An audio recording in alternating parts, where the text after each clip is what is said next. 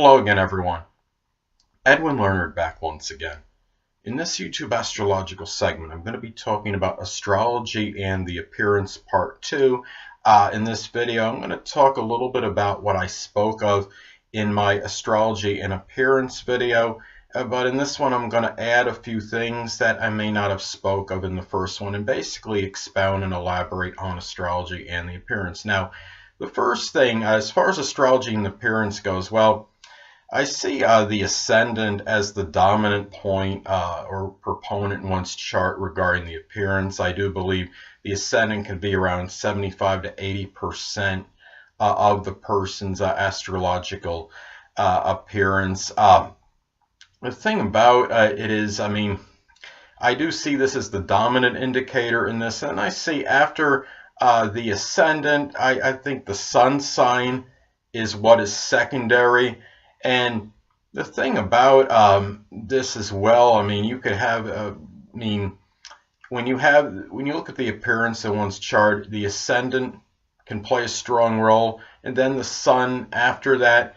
And also, you could look at planets that conjunct the ascendant and or are in one's first house. That could play a role as well. Now, it's interesting. You look at, as far as the ascendant and sun sign in one's appearance, what I notice often is that the ascendant and sun can blend to form an individual's appearance. Like, for example, I have a friend that has a Sagittarius sun and a Scorpio ascendant, and he has kind of a oblong face, but he does have, his head is still somewhat rectangular shape and has a very broad jawline. So it seems like the Scorpio and the Sagittarius kind of blended in to form an appearance. Many of you know, some of you may not, my sun sign is Cancer and I have a Taurus ascendant. Now I think Taurus seems to dominate my appearance overall as far as like my features, the physical body, my physique, but the thing is, I'm rather light complexion, and I think that's the Cancer coming out in terms of my appearance. I think my Cancer sun blends in a little bit to some degree, although I think appearance-wise I'm dominated by Taurus in terms of my appearance. I think I do look more like Taurus than I do Cancer. Now, some people think that the moon sign could factor in as well. Well, I think, the moon sign may factor in a little bit, but very marginally. I really don't believe the moon sign in one's chart exerts that much influence in one's appearance. I think it's mainly the rising sign and then the sun sign. And also, what else could impact one's appearance in their chart? Well, if they have any planets that are either if they're conjunct the ascendant and or in the first house. I think when they're conjunct, as opposed to being in the first house and not conjunct, they will have a stronger influence now on the appearance. Now, for example, let's say, if somebody has, if they have Jupiter conjunct the ascendant and or in the first house, well, there could be, this could add a little bit weight to the person. The person might have a little bit more propensity to gain weight than otherwise indicated. Say if somebody has an ascendant sign that tends to be rather lean, like say Gemini or Capricorn, for example, and then they have Jupiter conjunct the ascendant and or in the first house, they could be a little heavier than otherwise indicated. Now, take Uranus conjunct the ascendant and or in the first house. This could make the person a little bit taller than otherwise indicated, and could also, the person might look a lot different than what you would anticipate the person to look like given their ascendant or rising sign. Now, late night talk show host Conan O'Brien, many of you may know he has a Virgo ascendant, and Virgo I generally see on about medium height, middle stature on average, but he has Uranus conjunct his ascendant, and he is like 6'4". He is much taller than average height, and I think a lot of that is attributed to his, Uranus conjuncting his natal ascendant. Now, another example, somebody with Neptune conjunct the ascendant and or in the first house can have a little bit of a nebulous or dreamy look to them. Mercury conjunct the ascendant and or in one's first house, they could have a more youthful complexion or countenance than otherwise indicated. Another thing too is that what you can look at in terms of the astrology and one's appearance, that there can be things like, for example, that can have indirect effect on one's appearance, not really as strong as the ascendant or sun sign or planets conjunct the ascendant and are in the first house. Let's take Mars. Let's say if Mars is sextile or trine the natal ascendant. Well, this could somebody that has this aspect, well, they might be somebody that could be athletic and works out vigorously, for example, and keeps their body in good physical shape. So this could have an effect on the appearance to some degree. But anyway, another thing too is that it's important to look at transits, because transits can also impact one's appearance. Now, I understand somebody's facial features aren't going to change generally. I mean, unless you're having, like, there's some remote chance somebody's having some kind of plastic surgery. But other than that, I mean, well, what transits, I mean, what can do, a lot of it is just can be about weight fluctuation. I mean, let's say that somebody has their Saturn transiting their ascendant, making a conjunction by transit to their ascendant, and even during the time it's in the first house. Now, a person might have a little more propensity to lose weight during that time than usual, because Saturn is about restriction and limitation. And let's say if you have somebody that is in their growing years, say they're either in grade school, junior high, or high school, and they have transit Saturn making a conjunction to their natal ascendant, well, their growth might be a little bit stymied during that time that Saturn is there, especially at the conjunction. But once it's on its way out of the first house, then I would say on average you'd see the growth is the person to resume growing at a faster rate. But anyway, and also another thing too is to look at in terms of astrology and one's appearance.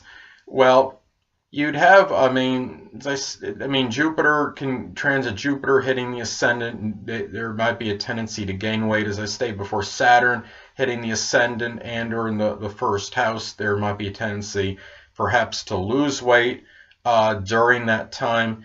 And I think even when you look at astrology and appearance, there are other things to consider as far as what could impact one's appearance. What I've talked about, I believe, are the main things. But also what you have to look at too is that, let's say in a progressed chart. Now, let's say that you're in the progressed chart, your ascendant goes from one sign to another. Let's say somebody with the Gemini ascendant has their ascendant progress into Cancer. Well, during that time, the person might become a little bit heavier than average and get a little bit more of a roundish visage. And the heaviness, of course, might make the face appear a little bit rounder. And as I stated before, I mean, your features aren't going to change during that time. You're still, I mean, no matter what your ascendant progresses into during your life, no matter what sign it progresses into, you're still, I mean, going to mainly look like the ascendant that you were born with. Another thing, too, is that, I mean, another example, let's say that somebody has a natal Sagittarius ascendant and it progresses into Capricorn. Well, that could be where somebody might become a little bit leaner during that time. I mean, Sagittarius rising often inclines toward a heavier type of build, and of course Capricorn is really just the opposite. Capricorn often inclines toward a more slender type visage or build. So you understand what I'm saying as far as that goes. Now, the thing too is when you look at the as far as astrology and the appearance goes, well, there's also what's to consider during this time. I mean, in a progressed chart, and we'll stay on the progressed chart momentarily now. I mean, let's say if you have Jupiter conjunct the ascendant in the progressed chart, and let's say you have Jupiter in the first house in the progressed chart. Well, what could happen is there might be that proclivity to gain weight, like in a transit, but you may have it. It might be a little bit more problematic in trying to get it off because, I mean, progressions generally they're going to last longer than transits. You might have, on average, I mean, you might have Jupiter in a house for a month, or at least close to it on average, and it could be a little bit less or more depending on the size of that house. So another thing to look at as far as astrology and appearance goes, well, also deacons can have an impact on one's appearance. Now, let's say, for example, that let's take somebody that has the sun or ascendant in Aries between 20 degrees and 29 degrees 59 minutes of arc. Of course, that would fall in the third decan of Aries or the Sagittarius decan. And people, Aries, that have their sun or ascendant in that interval of degrees, they might be a little bit heavier than the typical Aries on average, and their legs might be a little bit longer on average, at least in relationship to the rest of the body. Now, another example, let's take somebody that has a Capricorn sun or ascendant, and they have it in the second decan of Capricorn, which would be Taurus. That would be between 10 degrees and 19 degrees 59 minutes of arc of Capricorn. Being in the Taurus decan, well, these Capricorns born that have that degree there in that interval, they might be a little bit stockier or sturdier or more stronger in build in their physique than the Capricorns that are born in the first or the third decan. So anyway, and there's also some other things to look at as far as astrology and appearance may go. The thing too is there can be, I mean, some degrees where there can be some eye difficulties for others. For example, if you have let's say you have somebody with the sun making an adverse aspect to their ascendant. Let's say that it makes the sun makes a square, opposition, or even an inconjunct to their natal ascendant. That could give possible eye problems, and the person may be wearing glasses because of that. So that kind of impacts their appearance a little bit. And also, even if the moon, let's say if the moon makes a square, inconjunct, or opposition to the natal ascendant, that could impact the appearance, perhaps because that person might have some eye difficulties as well and be wearing glasses as a result. So I mean, and also you have some degrees for as far as even blindness in astrology. 8 degrees Capricorn. I forgot the minutes of arc where it's at right now, but if you're at 8 degrees Capricorn, that could be that could be problematic for eyes. I believe it's a blindness degree. I mean that can affect the appearance perhaps to some level. And anyway, I mean, those are certainly some things to look at as far as astrology and appearance goes. And of course, remember, people, that you always have to factor in ethnicity and genetics into the equation. And another thing I want to get at, there's something I didn't include. I talked about some planets by the ascendant and or in the first house that could have an impact on one's appearance. But also, I think if someone has Chiron conjunct the ascendant and or in the first house, that could play a role, perhaps, because Chiron is about our wounds, but if you have it in the first, if you have it conjunct the ascendant and or in the first house, this could perhaps indicate some injuries to the physical body, and this could affect you to some degree. I mean, let's say somebody has Chiron in Gemini, conjunct the ascendant and or in the first house, perhaps. Well, this can cause, perhaps, I mean, maybe injuries to the arms.